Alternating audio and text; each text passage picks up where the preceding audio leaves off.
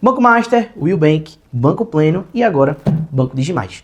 Em comum, instituições menores, captação com retorno agressivo e uma multidão de investidores comprando CDBs com a mesma justificativa. Pode pagar 120, 130 ou até 140% do CDI e ainda tem a cobertura do FGC. A taxa aparece na tela, o investidor compara com o CDB do Banco Grande, percebe que pode ganhar mais, confirma que existe a cobertura do Fundo Garantidor de Créditos, clica em investir e considera o assunto encerrado. Quem é o banco? Como esse banco ele ganha dinheiro? Qual é a qualidade dos ativos? Está dando lucro ou prejuízo? Possui capital suficiente? Depende demais da emissão de CDBs?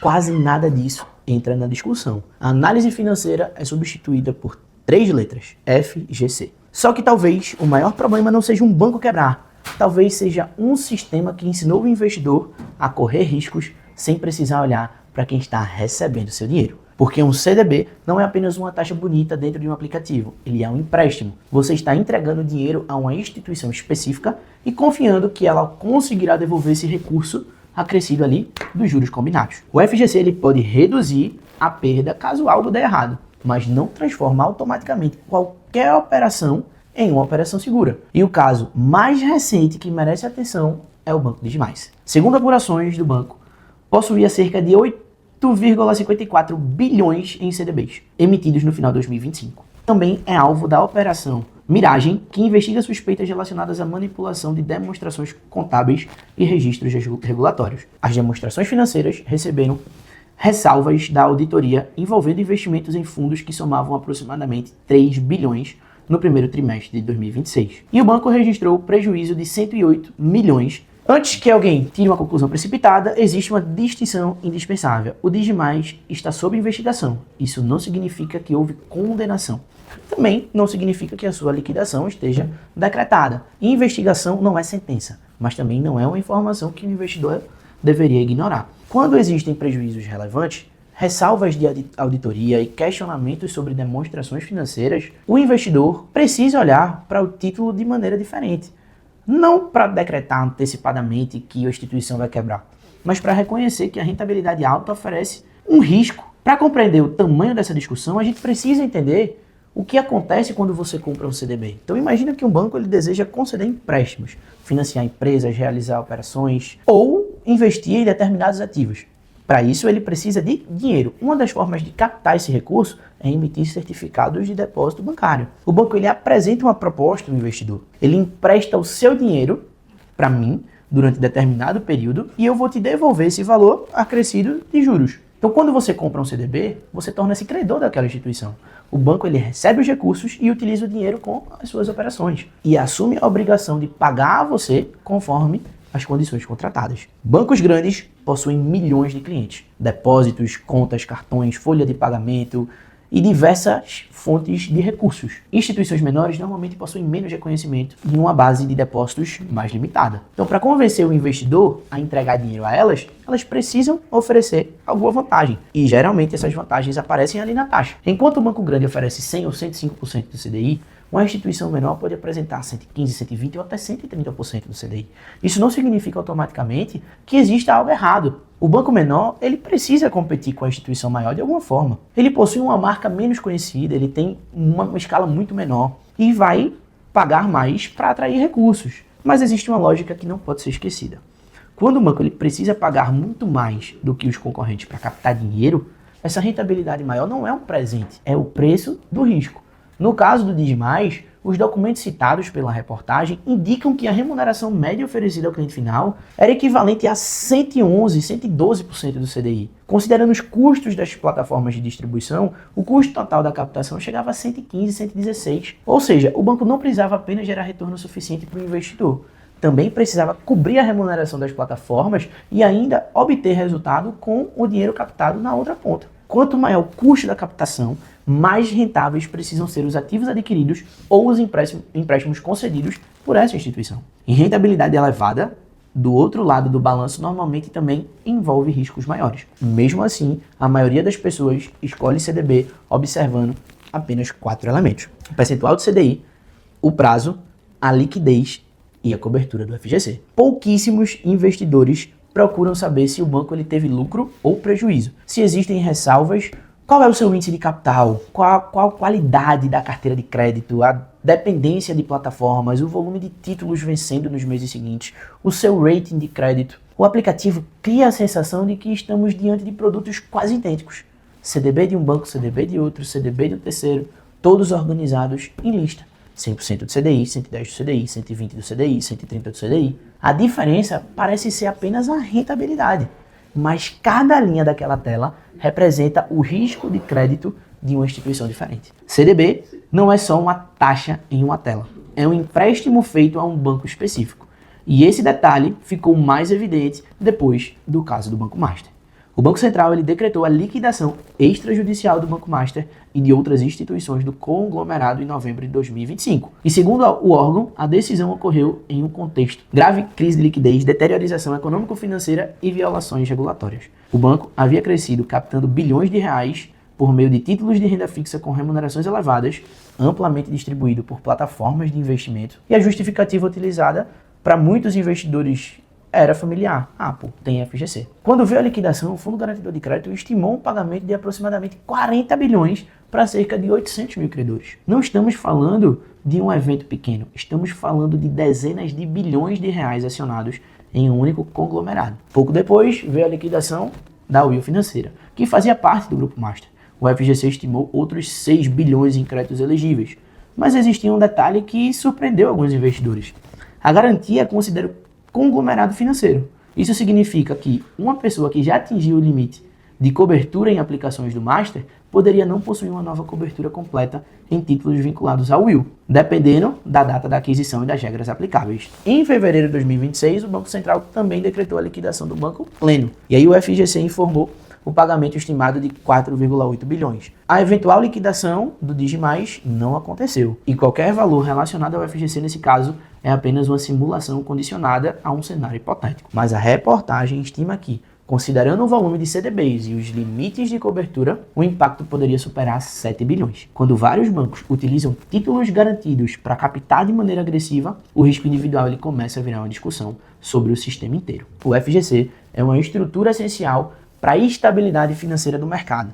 Ele ajuda a proteger depositantes e investidores quando a instituição participante sofre intervenção ou liquidação. Entre os produtos elegíveis estão conta corrente, poupança, CDB, RDB, letras de crédito e outros instrumentos previstos no regulamento. A garantia ordinária é de até 250 mil por CPF ou CNPJ, por instituição ou conglomerado financeiro. E também existe um teto global de 1 milhão dentro do período previsto pelas regras de garantia pagas em diferentes instituições. Mas o valor de 250 mil ele precisa incluir um principal e os rendimentos acumulados até a data do regime especial. Se alguém investe 250 mil e o título acumula juros, o saldo pode ultrapassar o teto. A parte excedente não entra automaticamente na cobertura. O pagamento também não acontece no mesmo instante em que aparece uma notícia negativa. Primeiro, o Banco Central precisa decretar intervenção ou liquidação. Depois, o liquidante reúne e envia as informações dos credores, o FGC processa os dados, o investidor realiza os procedimentos de identificação e solicitação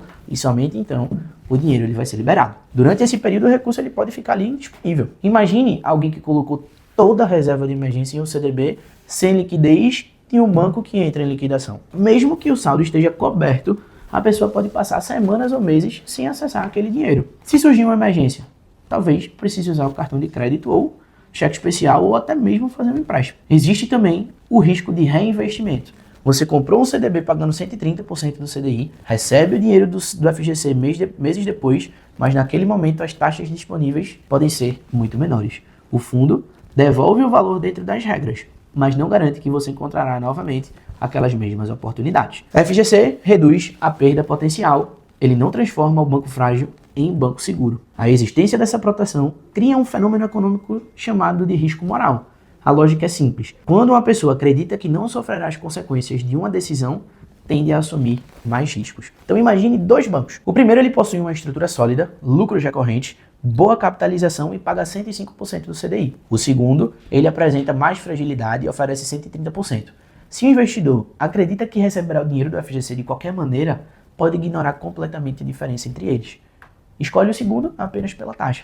Então milhares de pessoas fazem isso. As mesmas escolhas permitem que as instituições mais frágeis captem bilhões, as plataformas recebam remuneração pela distribuição e os investidores ficam com o prêmio de risco quando tudo funciona. Se o banco quebra, esperam que o fundo absorva a perda dentro dos limites. O investidor fica com a rentabilidade quando dá certo e espera que o sistema absorva o prejuízo quando dá errado. Isso não significa que buscar CDBs cobertos seja errado. A garantia existe para ser utilizada quando necessária. O problema começa quando ela deixa de ser a última camada de proteção e se transforma em o primeiro motivo para você realizar um investimento. A garantia é criada para evitar corridas bancárias. Não deveria virar uma estratégia para caçar rentabilidade ali mirabolante. Esse comportamento também cria incentivos ruins para as instituições. Então, se o banco sabe que um investidor observa apenas a taxa e o selo do FGC, pode continuar levando a remuneração para captar mais e vender. Outro banco, disputando os mesmos recursos, oferece uma taxa ainda maior, forma-se uma corrida. Não necessariamente porque todos pretendem agir da mesma maneira irregular, mas porque a proteção ela reduz a disciplina que o investidor normalmente imporia ao emissor. Em um mercado sem garantia, poucas pessoas emprestariam dinheiro a uma instituição desconhecida sem analisar a sua capacidade de pagamento, por exemplo. Como o FGC, essa análise frequentemente ela desaparece. Então, depois de desembolsos tão elevados, é natural que surja uma discussão sobre aperfeiçoamento das regras. Isso não significa que uma alteração específica esteja aprovada, mas reguladores, instituições e participantes do mercado podem debater mecanismos para reduzir incentivos à captação excessivamente agressiva. Uma possibilidade seria exigir contribuições maiores de instituições que assumem mais riscos. Outra seria estabelecer alertas mais claros nas plataformas. Também pode existir discussões sobre limites, transparência, concentração, responsabilidade de distribuição e uso comercial da garantia. Hoje, muitas ofertas destacam o FGC quase como um selo de equivalência. O investidor vê duas instituições completamente diferentes, mas acredita que o título possui praticamente o mesmo risco, porque ambos estão dentro do limite. Talvez as plataformas precisem exibir com maior destaque o rating do emissor, sua situação financeira, o conglomerado ao qual aquele emissor lhe pertence, a exposição total do cliente, eventos regulatórios recentes e as consequências de ultrapassar os limites. Existe uma provocação desconfortável, mas necessária. Será que o investidor que escolhe conscientemente uma das instituições muito mais arriscada deveria receber exatamente a mesma proteção de quem mantém recursos em uma instituição sólida? A resposta ela não é simples. Reduzir a garantia pode afetar a confiança do sistema. Manter tudo sem ajuste pode continuar incentivando investimentos ruins. O desafio está em proteger o pequeno investidor sem estimular uma busca irresponsável pela maior taxa disponível. Rentabilidade elevada por si só não prova fraude. Também não significa que o banco inevitavelmente quebrará. Uma instituição menor pode pagar mais porque possui menos reconhecimento, porque precisa competir com grandes bancos, porque oferece um prazo muito mais longo, porque o título não possui liquidez, ou porque seu modelo de negócios exige, querendo ou não, uma captação mais cara. Existem bancos pequenos, bem administrados. Existem bons CDBs pagando acima da média. O erro está em transformar taxa no todo da análise. Taxa alta não prova fundamento, não é prova de fraude.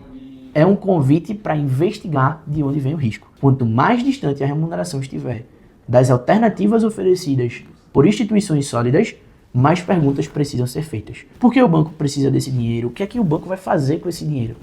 Será que ele consegue gerar retorno suficiente para pagar esse custo? Ele está crescendo de forma saudável, de forma sustentável?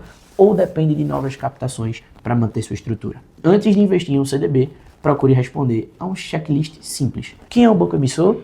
Se ele faz parte de algum conglomerado e qual? Se teve lucro ou prejuízo nos últimos períodos? Se existem ressalvas nos relatórios de auditoria?